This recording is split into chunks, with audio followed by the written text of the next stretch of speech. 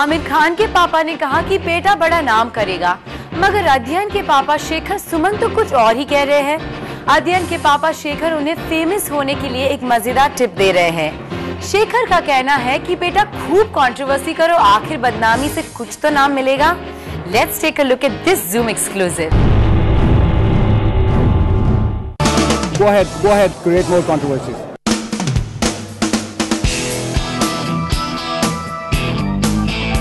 पापा का सपना बेटी की कामयाबी, चाहे वो नाम बदनामी से ही क्यों ना मिले। पापा है शेखर सुमन और बेटे हैं अध्ययन सुमन, जिसने इंडस्ट्री में बस अभी कदम ही रखा है कि उनके लिंकअप्स होना भी शुरू हो गए हैं। वही अध्ययन और कंगना रनौत की बढ़ती नजदीकियों से कौन वाकिफ नहीं है। कुछ दिन पहले ही इन दोनों को स्पॉट किया गया था एक दूसरे के साथ कोजी इवनिंग बिताते हुए, और इन खबरों को देख पापा की तरफ से नाराजगी सुनाई पड़ी थी। पापा को बेटे का अफेयर की इन चक्रों में पड़ने से परहेज था और कहा कि बेटे को अपने करियर पर ध्यान देना चाहिए। लेकिन अब सुनिए पापा क्या कहते हैं। Part of the industry, take it or leave it. You have to take it everything with a pinch of salt, all in a day's work, and that's the way the cookie crumbles. So nobody is complaining and nobody is grumbling.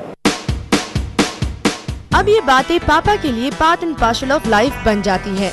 अचानक ये गुस्से वाले पापा का ये ठंडा reaction कैसे, तो इसे हम क्या समझे?